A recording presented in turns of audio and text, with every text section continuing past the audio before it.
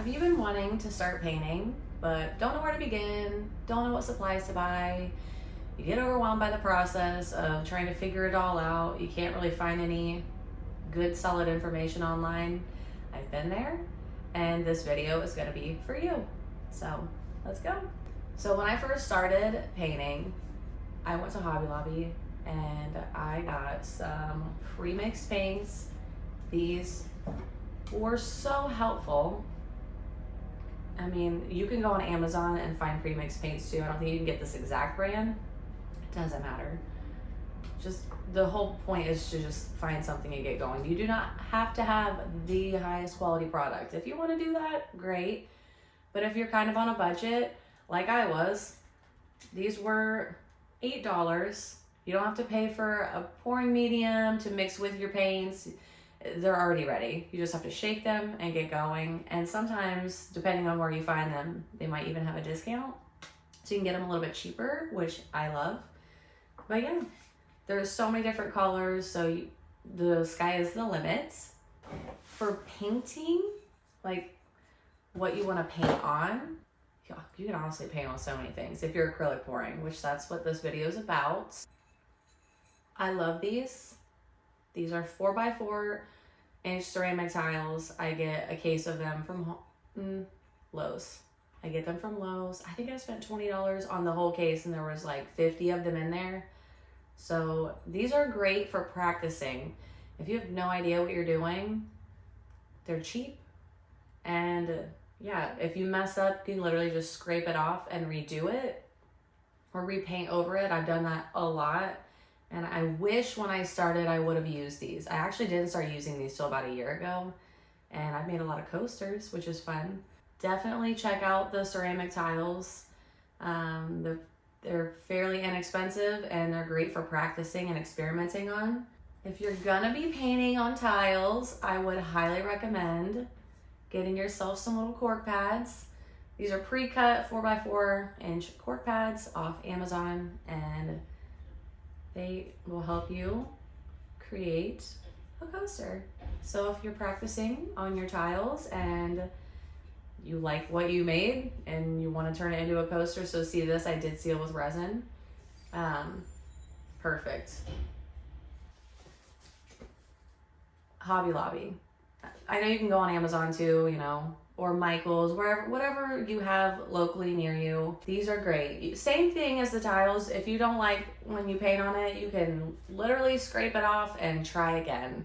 And I think I've done it. I think I painted on a canvas like 4 times.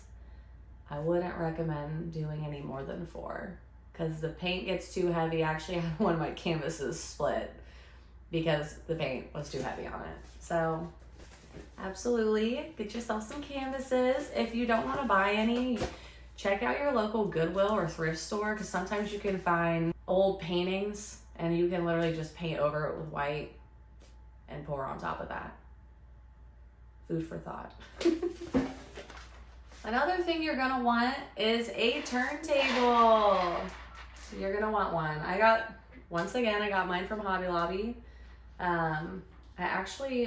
There's so much paint on this. I wrap mine in foil. Like I wrap the top in foil, and then when you're done, you can literally just peel it off, change it.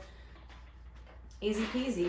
But if you're doing like ring pours, and I'll talk about the different styles that I like to do in another video. But if you're doing a ring pour, you're gonna want a turntable because you need to spin it to thin out the paints. So you can start to see the layers in there. Get yourself a turntable. You won't regret it. I also love my tape, my painter's tape. This is a thick one. I actually got this for my tiles just because it was easier to cover the bottom. You can get 1 inch. I think this is a 2-inch tape, but you can get a 1-inch tape. Try that out. Definitely recommend getting the tape. I mean, sometimes I don't tape them and it's just a little messy background, or not background, but like a messy back of the painting. But if you want to be clean and proper, then tape the back of your painting or your canvas. I also would highly recommend getting some paint stands. These were actually a gift from my friend, so I don't know where she got them, but I know you can find them online. I've bought some on Etsy before too. You do not want to set your canvas on the table and let it dry, because it's gonna dry to the table. And then you're gonna be upset. I've done it, so don't do that. Get yourself some paint stands. If you don't want to get any paint stands, what are some things? I've used my plastic cups that I mix my paints in. I flip those over and use them as paint stands. You know, work with what you got, get resourceful. If you don't have lots of money, you're on a budget, this works just as well. But if you want to get some actual paint stands, these ones are great. And they keep the paint or the canvas level, because if you have it on a not level surface, your paints are gonna move and warp, and when you get done with your painting, by the time it dries, it's not gonna look the same anymore. Also a frustrating experience. So take these tips and run with them. Another thing that I absolutely could not do any of this without, but this is only, I'm gonna side note it, if you're gonna be mixing your own paints. If you're not mixing your own paints, you don't need this. But if you want to eventually get into that, or you feel like you've already started painting with the pre-mixed bottles and you want to get into mixing, you need a scale. You need to be able to know the weights. You could do it without this. I wouldn't recommend it. But if you could eyeball it and get the proper consistencies, but a lot of times you're going to want to do, a 2-to-1 ratio with paint to pouring medium. And if you don't have a scale, it's going to be really difficult to figure that out. So get yourself one of these if you're wanting to be mixing paints. And if you are wanting to be mixing paints, this is my medium I use. I've tried some other ones. This is my go-to. It lasts a while. Like, I've had this one for probably 6 months, and I mix a lot of paints, so I think that's pretty good, And it thins out your acrylic paints, so you get more out of it, if that makes sense.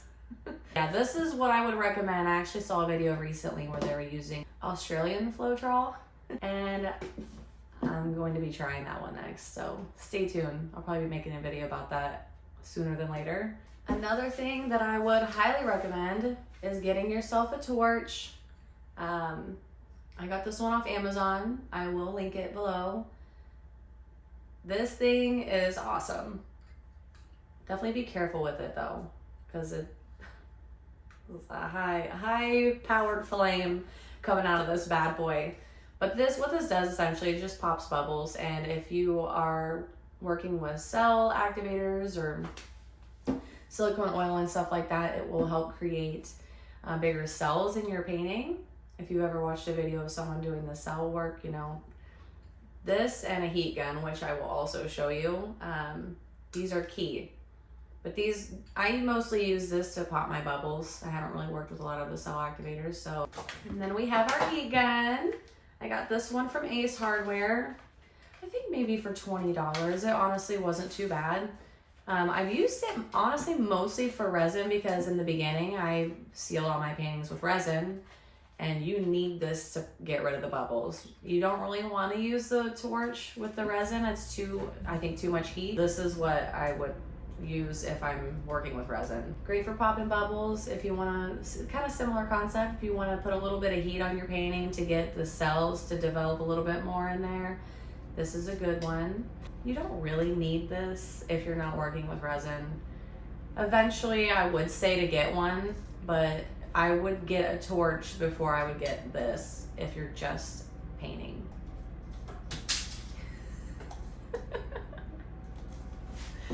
Oh, I'm a mess.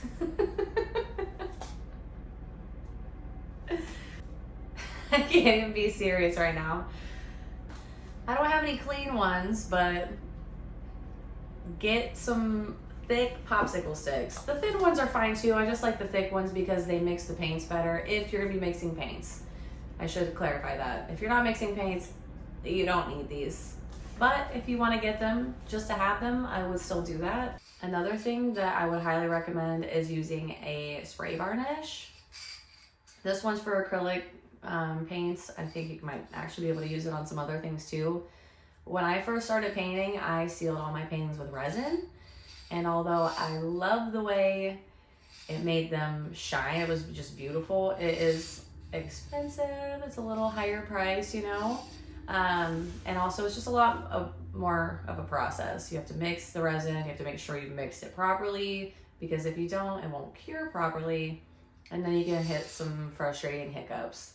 So this is nice. You just literally shake the can and spray your painting. It dries really fast too, so if you want to do a couple layers, you can have your painting sealed the same day. And yeah, highly recommend. Well, I almost forgot to show the paints.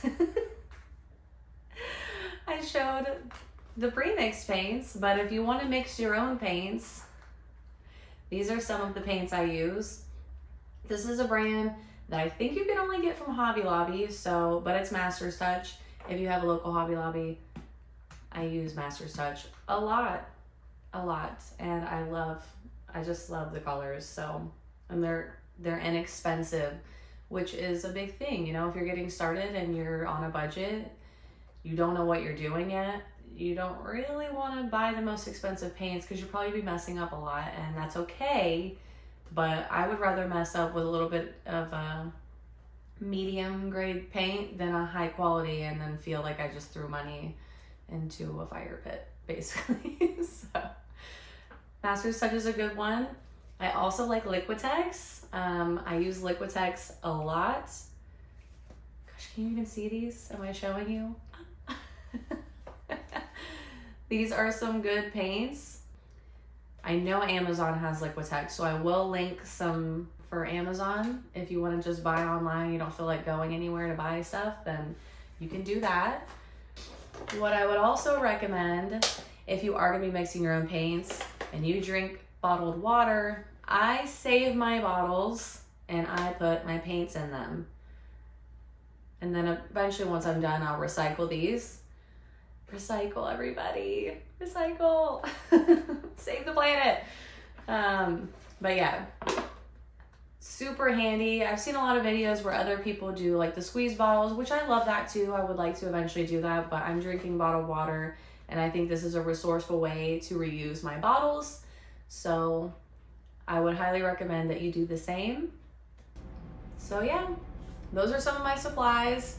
If I forget any of them, then I'll just be making another short video to throw some extra ones in there. But hopefully this kind of has helped you out a little bit. Just understand like what I'm using. I'm not using anything crazy, and you don't need to stress out about what to get. And hopefully this has helped give you some type of direction, so that way you can start painting and you can start healing through your art. And it's such a great feeling, and that is what I want for you. So stay tuned for my next video. Until then, much love, guys.